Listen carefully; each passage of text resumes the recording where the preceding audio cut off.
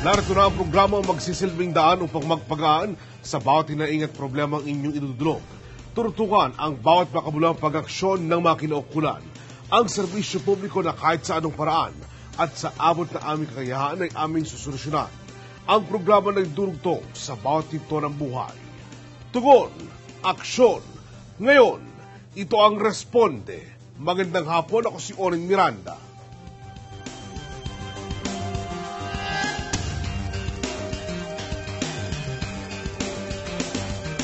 Mga kaibigan, marami na tayong nababalitaan ng mga lupang ibinibenta na may peking titulo. Pero dahil sa kakulangan ng legal na pamamaraan, marami pa rin na nahuhulog sa mga patibong ng mga manloloko.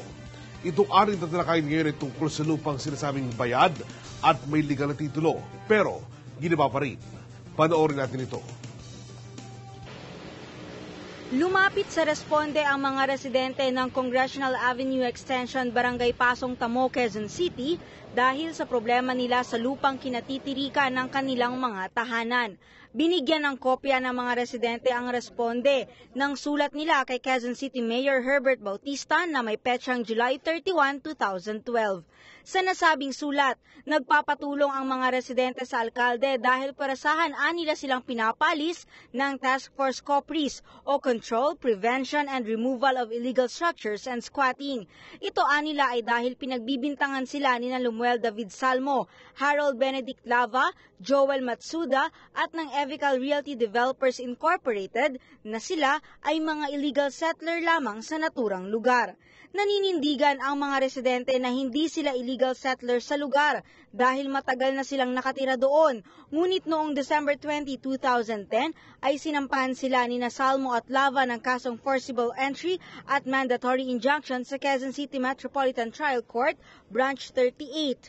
Gayunman, ayon sa desisyon ng korte noong January 20, 2011, natalo umano ang mga ito. Umapela raw ang dalawa sa QCRTC Branch 220, ngunit sa July 13, 2011 decision ng korte ay denied pa rin ang kanilang apela. Nauna rito ay nagsampa na rin daw silang mga residente ng kaso sa QCRTC Branch 76 na may civil case number Q1068294 noong January 3, 2011. Ito nila ay para sa cancellation of title and annulment of documents laban sa Evical Realty Developers Incorporated at iba pa at kasalukuyan pa itong dinidinig sa korte. Ngunit dahil hindi raw matanggap ni Salmo at Lava ang kanilang pagkatalo, ay nagpatulong na raw ang mga ito sa Task Force COPRIS para puwersahan silang mapaalis sa lugar. Pero kwento ng mga residente sa Responde, ang nasabing sulat ay hindi nila tinugunan ng lokal na pamahalaan sa kabila ng paulit-ulit nilang paghingi ng tulong at apela para mapigilan ang nasabing demolisyon. Kaya naman ito lamang August 13 ay pwersahan ng pinalayas ang mga residente at giniba ang kanilang mga tahanan. Ito ay sa kabila ng pagbuhos pa ng malakas na pag-ulan. Basang-basa na nanatili sa gilid ng kalsada ang mga residenteng bitbit ang ilan sa mga gamit na kanilang naisalba. Kaya naman hindi na naiwasang maluha ni Santos Orella sa ginawa sa kanila. Kailangan namin talagang tulong at sana magkaroon ng katarungan ang mangyari sa amin ito. At nakikita nyo ay ng panahon, walang tigil ang ulan, wala ho kami masisilungan talaga. Kaya kung maaari po, tulungan nyo sana kami. Iginiit pa ng mga residente, iligal umano ang ginawang demolisyon dahil walang ipinakitang court order ang demolition team.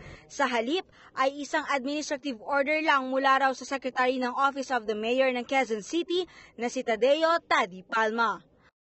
Talagang dinadaan kami sa dahas ng mga kalaban namin. Kumo mayayaman sila. Ako sa Irene Quintana, ang inyong koresponde. Alamin ang mga legal na aspeto ng pagdedemolish ng lupa kasama ang ating bisita abogado sa pagbabalik ng Responde.